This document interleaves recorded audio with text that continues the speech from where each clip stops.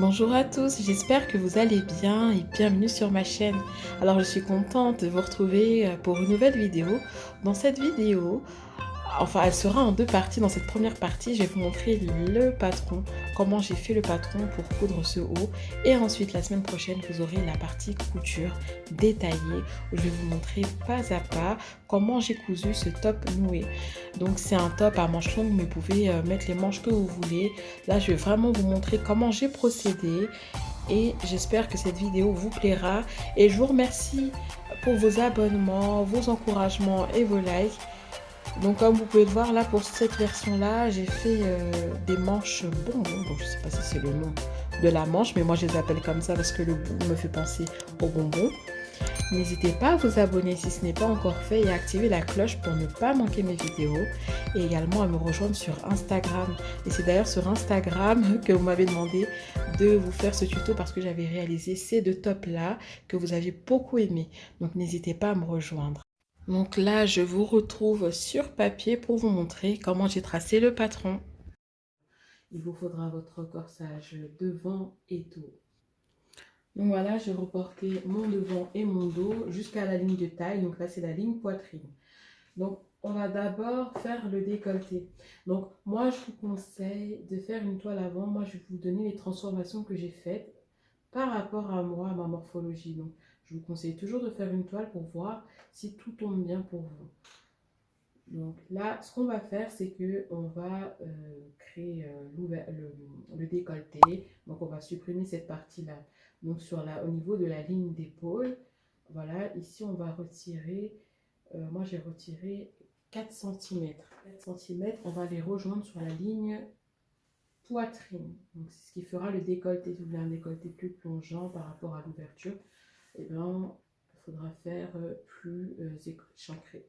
Donc, les 4 cm que j'ai retirés à ce niveau-là, eh bien, je les ai également retirés de ce côté-là pour que ce soit égal au niveau de l'encolure. Donc voilà, au niveau de l'encolure dos, voilà, donc on va retracer la courbe à ce niveau-là, comme ça. Voilà. Donc pour le devant, on va conclure les transformations. Autrement, au niveau du dos, on va laisser comme ça. Donc cette partie-là sera supprimée, celle-là également. Donc ce qu'on va faire, c'est que ensuite, à partir de la ligne de poitrine, cette partie-là, on va la diviser en deux et on va tracer une ligne. Voilà, maintenant on va pouvoir découper nos patrons. Donc pour le devant, on va continuer la transformation. Pour le dos, c'est bon.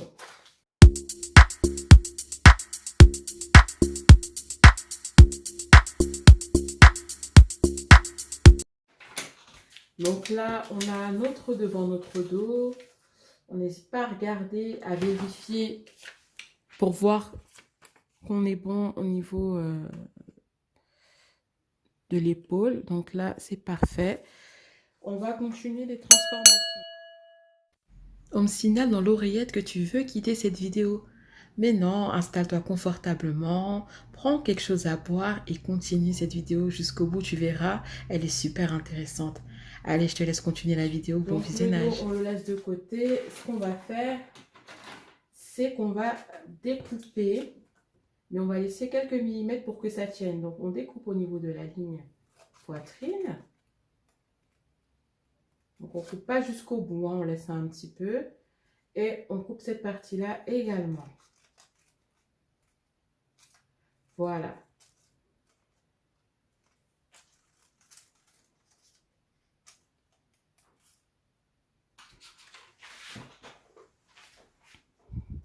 Je vous montre de plus près.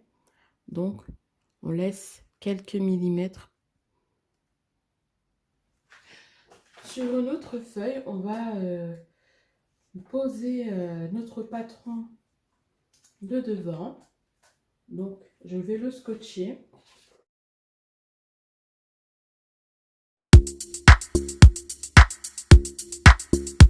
Donc, en fait, Les écarts, c'est ce qui va nous permettre d'avoir de l'amplitude quand on va faire le nœud en fait.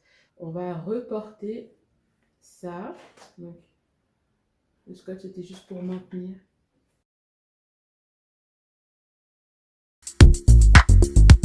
Je vais récupérer mon dos.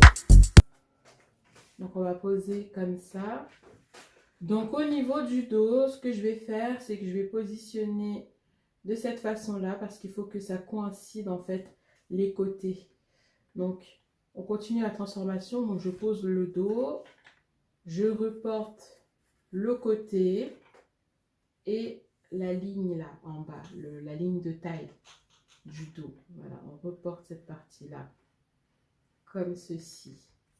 Voilà, je laisse le dos de côté. Donc, on va pouvoir effacer cette partie-là. Voilà.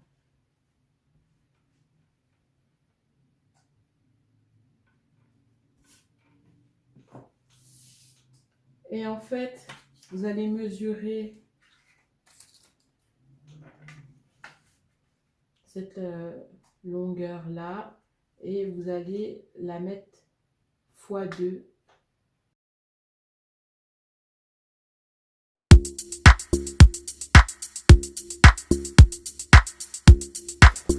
Cette ligne-là, elle devra faire 3 cm.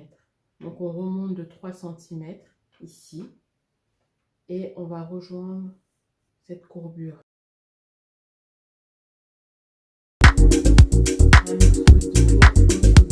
va pouvoir découper. Donc là, on a notre devant, on a notre dos. On vérifie ici que la longueur, ça passe bien. On vérifie également au niveau des épaules que ça passe bien. Ce que vous allez faire pour la découpe, donc on veut que ça, ce soit au pli, on va couper ça au pli du tissu. Donc il nous en faudra 2 parce que le haut sera doublé. Et cette partie-là, on va mettre des crans. Donc là, pour l'assemblage, on va mettre un cran là,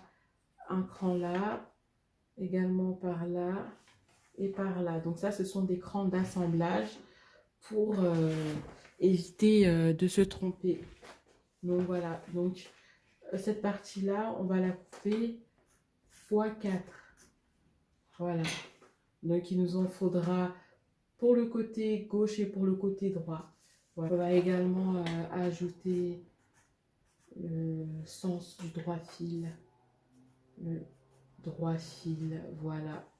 Donc on rajoute 1 cm pour les valeurs de couture tout autour et là c'est au pli du tissu.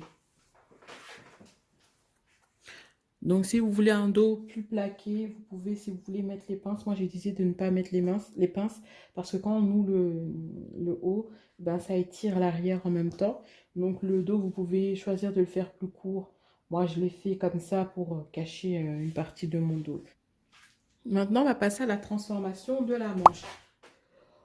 Donc pareil, hein, je vous le dirai jamais assez, faites une toile avant.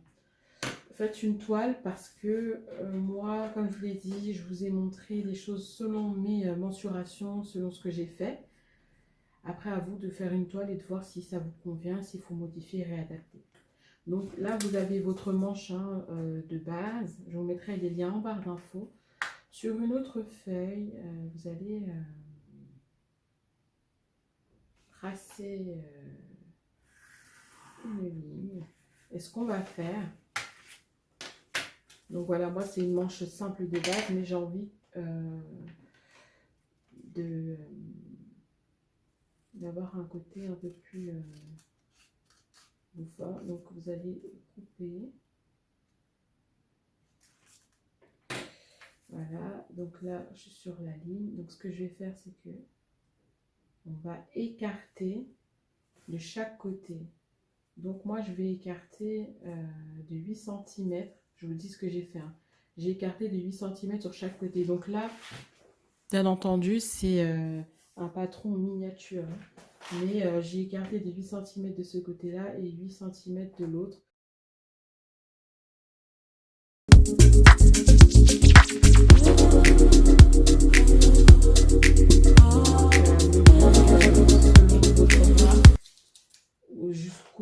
sera fixé l'élastique. Donc moi, je veux que l'élastique il soit fixé à ce niveau-là. Donc vous allez mesurer la longueur de votre bras et vous faites un repère sur votre patron. Comme ça, vous allez savoir à quel niveau fixer l'élastique. Voilà. Donc n'oubliez pas l'écran. Donc là, c'est le devant et le dos de la manche. Rajoutez vos valeurs de couture 1 cm partout. Et moi, pour le bas, je rajoute 2 cm. Donc voilà.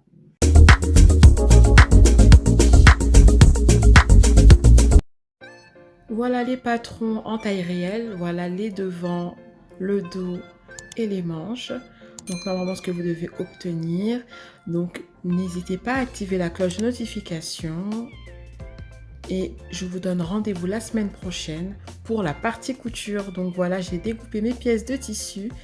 Et c'est un tissu que j'ai acheté au marché et franchement il est top, c'est un tissu en coton. Donc je vais vous montrer d'un peu plus près. Il est super agréable, surtout pour la saison. Donc voilà, la couleur je l'aime trop. Donc je vous ferai une vidéo à ce sujet-là dans les semaines à venir sur mes achats de tissus.